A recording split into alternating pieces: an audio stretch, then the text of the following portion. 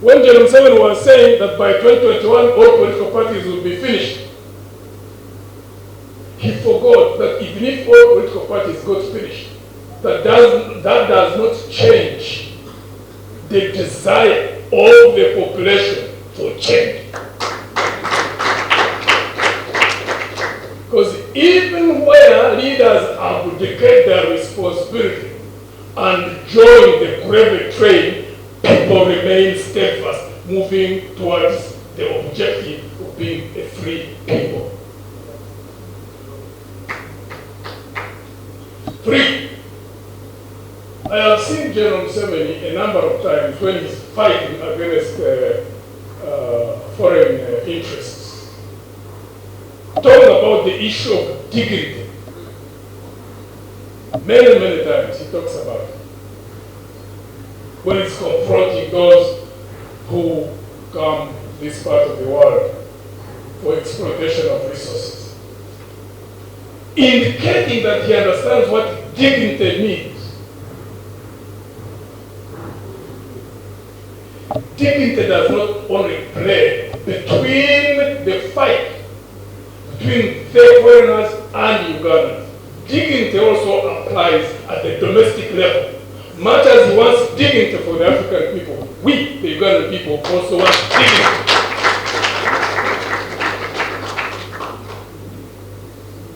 So cooperation of this nature, when we're looking at all other issues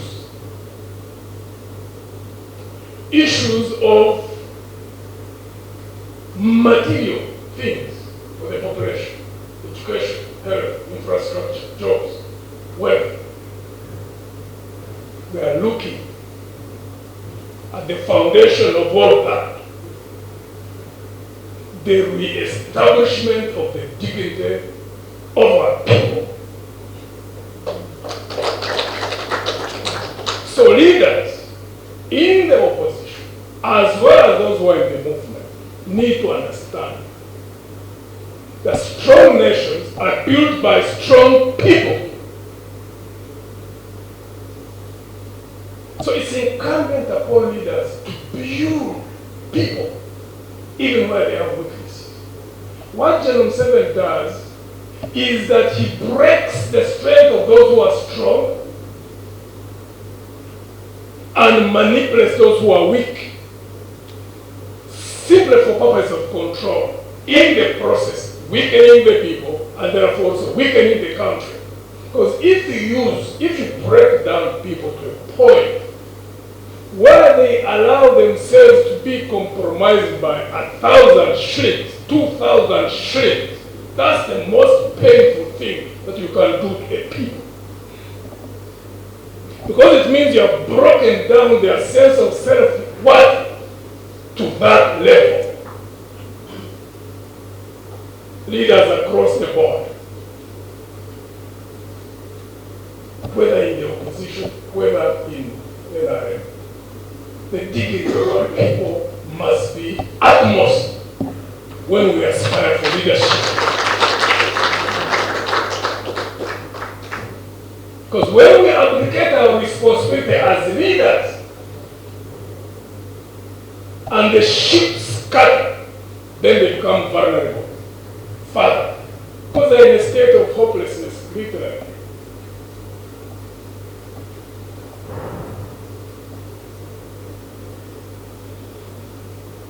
This is likely to be the first of perhaps a 2 or 3 step process. The leadership in PFF has been in touch with the leadership of NUP. And NUP has also been in contact with the PFF. PFF and, ANT and NUP have also been in contact. This simply happened today because it has matured. So we are in touch jointly now with the brothers in NUP to work on the maturation of what could become the second step. all sides looking for a common ground. Well, there are times when you may not necessarily agree 100%. But if you have 5 issues and you agree on 4, it's absolutely no problem. So 3, we have to counter General Museveni's narrative that he has caused to develop in the minds of our people that, you know what, this is just a walkover. That, you know what, if you can't beat them, join the bullet trade. The country needs to know that the dedication of the leaders in the parties, 2, 3, recognize that. And therefore, that it is incumbent upon us, if for nothing else, but to ensure that we sustain hope where there is hopelessness and establish confidence in our people. Because that's the only thing that is lacking as we speak. The elite need to wake up.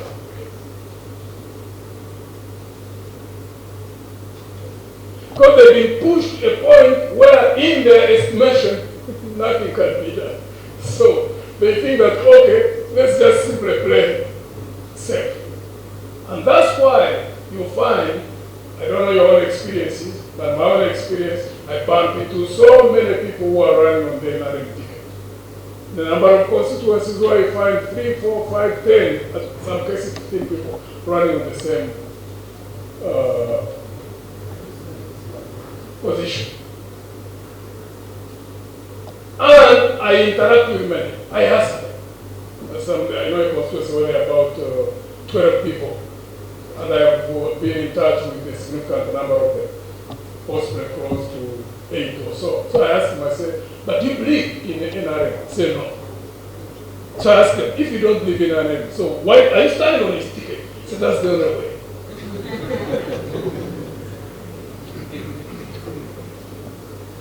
That's frightening.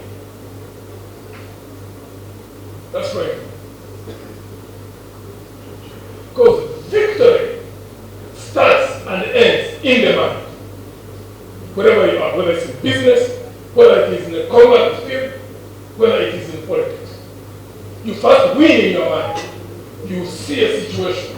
It may seem bleak, it may seem dark, but you are determined to engage until the logical conclusion of victory. Then, when you do that, you become victorious at the end of it all. But if you look at the situation and think, you know what? You are done. You are done. Therefore, when we combine effort and resuscitate hope and reestablish confidence, a tsunami of resistance will grow, because you cannot conquer a people unless they participate in their own defeat. You can't. Colleagues, ladies and gentlemen, for today, it's gratifying, it's encouraging that we build a foundation. Those of us who will be getting out of politics down the road, that will leave the foundation on the basis of which this country, with a very fast-growing population, that our children, our grandchildren can live in an atmosphere where they have dignity. Some people don't seem to understand what that means. But it's at the core of our existence as people.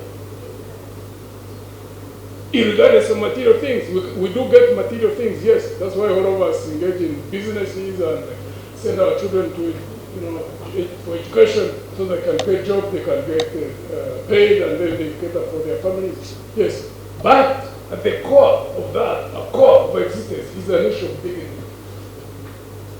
And we cannot not let General Mugisha break that in our people. We have to fight day and night.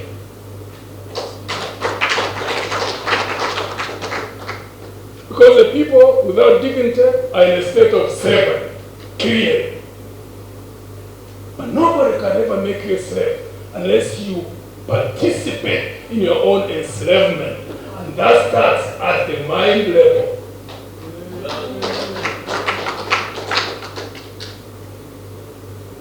Because authoritarian regimes, they can get you, they can throw you in prison, they can beat you up, they could even kill you.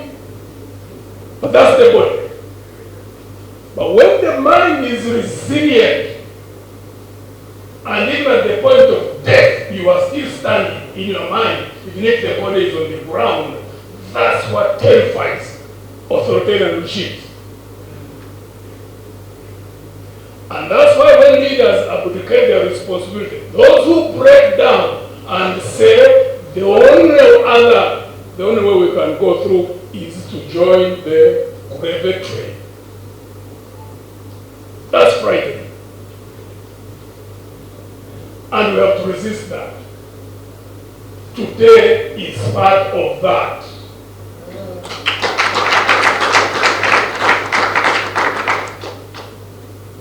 Thank you, colleagues, ladies and gentlemen. Now we will how to work day and night, and the committees which are put in place work around the clock to ensure that this manifests in a smooth flow of activities that can be done. There's nothing under the sun that we cannot achieve once our hearts and minds are in it. And by the time we concluded this document, we could not read on both sides that our hearts and minds are in it. May God bless our effort.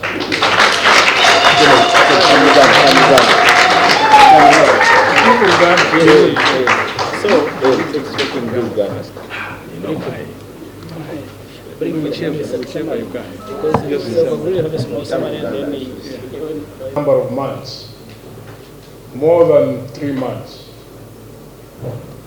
possibly 4 or 5 months, to congratulate the teams because of the maturity exhibited. It is rare for something of this nature to be done over such a period of time and it does not leak. It's very rare at this time. Discreetness and discipline are part of statecraft. So it looks like we are well prepared for managing state affairs.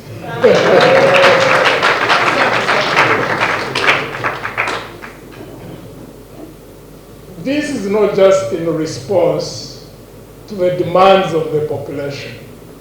Over and above that is that we are compelled by logic. We are compelled by desire to salvage our country. We are compelled by the desire to ensure that we counter the narrative that General Museveni has systematically planned and executed in this country to a point that literally people follow what he says as if it is the truth. General Museveni never says anything carelessly. Everything is always planned for a purpose and as part of the psychological warfare campaign that he has waged consistently to a point where our population has literally been broken down, including at times leaders. This initiative is part of that desire to ensure that his psychological campaign is wiped out.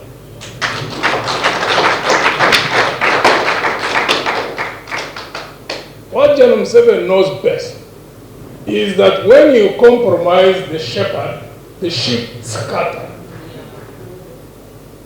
He knows that. He knows what is on the ground. You heard what Honorable Senju was reading, the statistics, which are frightening. The reality of our situation now, when we're only 45 million people. Some of the young people who are hit, by the time they hit their 50s, we're going to be close to 100 million people. But yet you get a sense within the population that nothing can be done. Even when they hear that General Museveni has been nominated for the party and for the presidency of the country on the ticket of NRM, people think that it's a fait accompli, that it is finished. It is not finished. Because of the psychological warfare he wages, he has reached a point where some of the people ordinarily who should give leadership reach a conclusion that, you know what, if you can't pick them, join them. That's what is his purpose. No, I'm not going to mention that. People will make their own interpretation. It's a general statement of fact. It's been systematic, it has been relentless.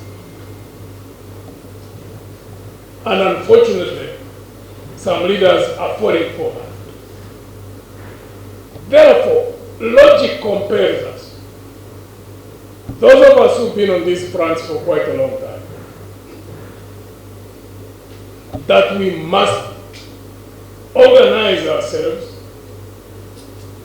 to ensure that the state of hopelessness, the state of frustration in this country, in the population, is reversed.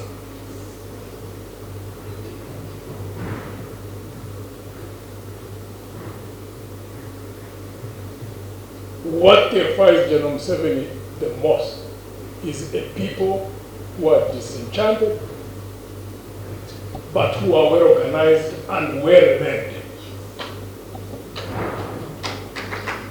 That's why he targets leaders at a psychological warfare level.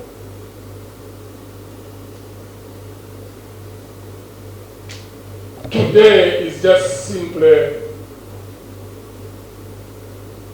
symbolizing that much as he has worked this campaign relentlessly, consistently, that there are still men and women who are still standing firm and they are resolved to continue executing this struggle until its logical conclusion.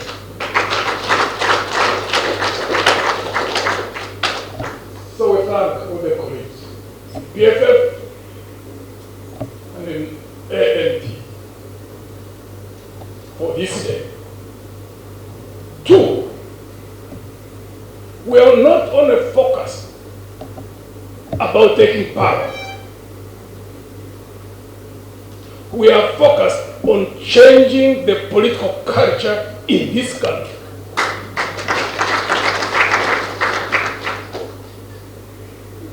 And a day like this really captures that, in the sense that those who are out need to understand that in politics you can have disagreements, but you don't have to be hostile against each other. Right. Again, a culture which has been consciously, deliberately planted in our society. That when people disagree, even when they separate, that they should necessarily act as if they are enemies, done by General Museveni and the NRM regime. We are defying that, and this clearly shows that.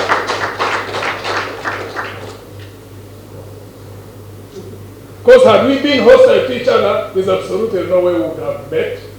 All this period of time, and those who've been in these meetings possibly would be talking to different individuals, in an atmosphere of, a free atmosphere, being honest with each other, and reaching the conclusions we have reached, because we have found common ground as a first step toward is going to continuously keep building until its logical conclusion. Because of time of going into this election, on the basis of which we have built a common platform, what drives us on both sides is a common desire to see that we can have sanity in this country, so that even the generations that do come find that those of us now who are active in politics would have built a foundation for that to happen. So we would like to appeal to those who aspire for leadership, who at times, when they look around, the signs almost indicate that there's nothing one can do, and reach the conclusion which General Museveni desires them to reach, that if you can't beat them, join them. Don't join them. Because when you aspire to be a leader, you become a shepherd. Yes. Credible shepherds fight for the flock. At least traditionally, and we all come from traditions, where men who would be shepherds would get a spear and a shield, or whatever weapon they have, so that when the flock is being attacked, they'll be on the front defending the flock.